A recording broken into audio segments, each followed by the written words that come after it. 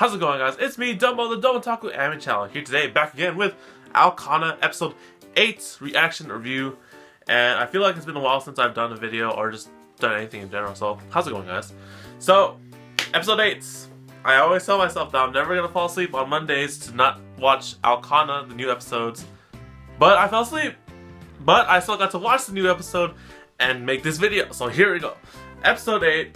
You know, after episode 7, we saw Misaki quit the FC club, and we were just going all downhill and whatnot. And I was thinking, this is probably going to be going up to the drama, slice of life stuff, background story, all that stuff for the series. And it sort of did, because I didn't expect it, but I kind of figured it had to do with Messiah, our little only dude character in this show. Well, technically this the captain, but the main dude in this show.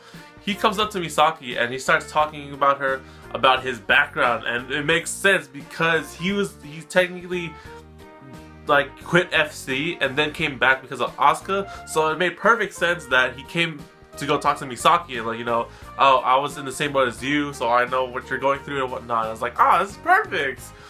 So we learned a little bit about Messiah, and like for people who wanted to know about Messiah's background story a lot, here we go. Basically, he was an FC player. He was a legit FC player, not a coach or anything. He was a freaking professional FC player. And for like, I don't know what age he was, but he was a young teeny lad kid, and he was the best. Or like, I guess the best, but like he was really good.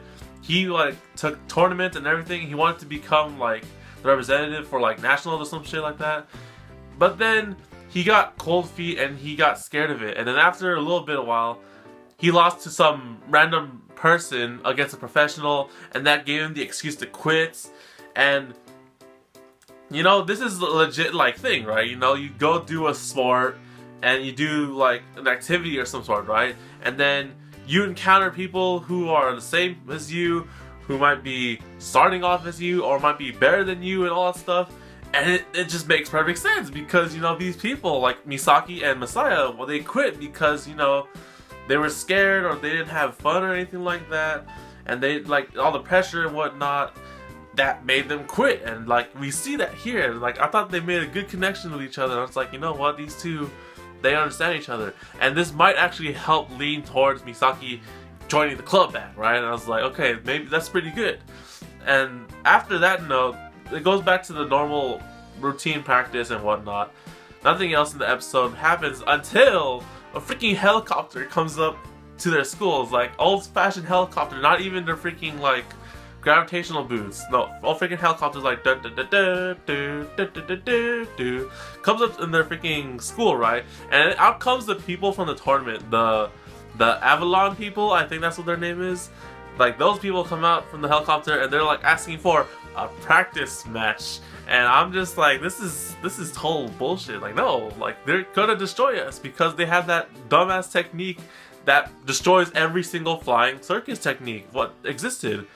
And of course, the teacher who created the technique is trying to refuse their practice match because it's also sudden. Like they come in the helicopter to try and like, oh, do you guys want to play a game? It's like, what the fuck? It's like, but then Asuka accepts a challenge against the person who beat Shindo. I forget, his name's INUI. And like I have just so much bad like vibes going off from that. Like seriously, like Asuka could beat Shindo. Close enough. She couldn't beat him. What chance did he have against the person who beat Shindo? It's like, why?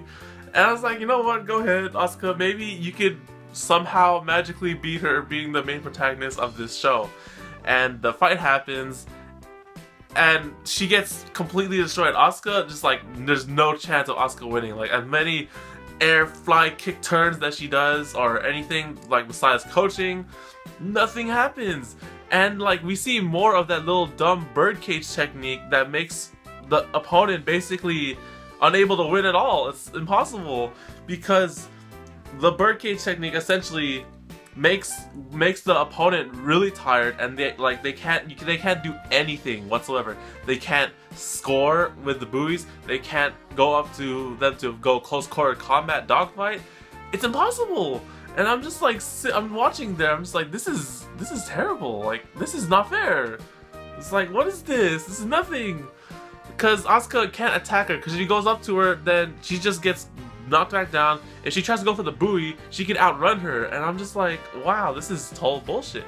And like, we see that in this game. And like, if you guys play any kind of game, or any, just games in general, if you play the game the normal way that you're supposed to, right? But then all of a sudden you have this bullshit method that comes up and it's legit, and you cannot win for whatever tries you try to beat at it, right? You can't beat it because it just counters every single thing you knew about the game. It's an unbeatable method, and that's pure evil.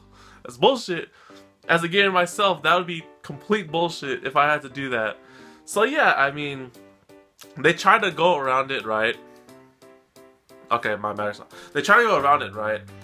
With all the coaching that they can, but it's just no use. I mean, something happens to Asuka. I think she was trying to do another air kick turn, or something happened with her grab shoes. But basically, she lost like footing, or like she lost like consciousness, and she started to fall in the water. And we see like her little hairpin thing fly in the sky, and then she loses. Yeah, basically she crashes in the water. She lost the match. That's what happened. 1-0. Like, what else was she gonna do? Because even though she was trying to outrun her, she was always right behind her, and I'm just like, this is complete bullshit. I think she's an all-rounder type, not a speeder type, not a fighter type either. So I'm just like, okay, they're gonna come to me, and then when they come to me, I attack them, and then they can't get past me. If they're trying to go for the buoy, I'll just go faster than them. If they're trying to run away, I'll go right behind them. And I'm just like, this is complete bullshit. Like, seriously, how is I even supposed to win against this? And Asuka loses, and then we had this little scene here in the thumbnail where basically, like, the whole team is just like, oh, you know, it's okay, Asuka, you tried your best. And, like, knowing Asuka, I thought she was gonna be okay, you know? It's like, oh, I lost the match, teehee, like, let's go.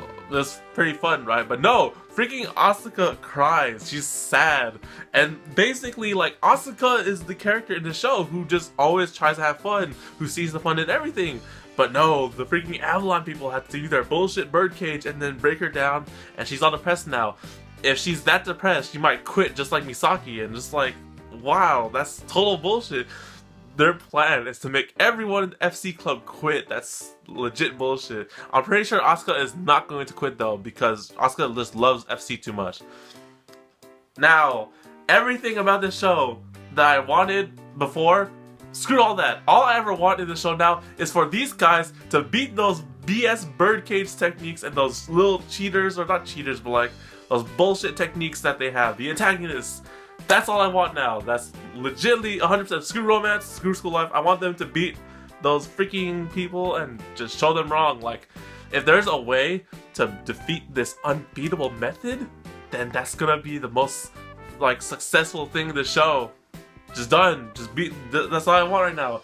4 episodes left. You gotta do it in 4 episodes.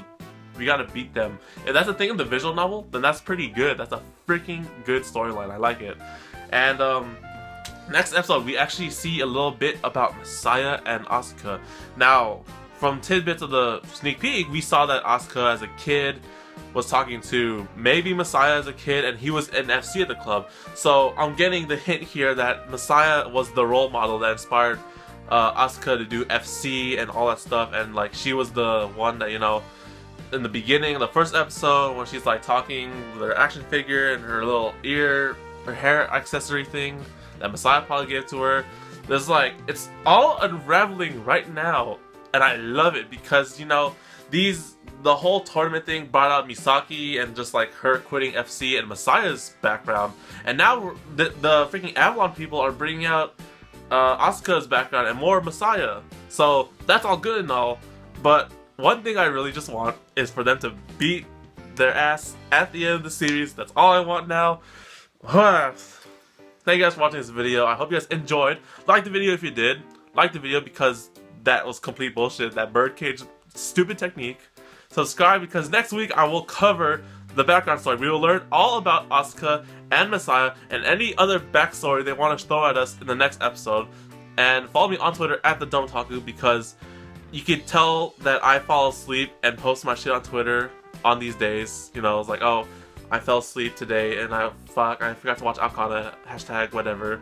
And that's about it, guys. Thank you guys for watching. I'll see you guys on the next video on the Don't Taku anime channel. So take care, guys, and matane.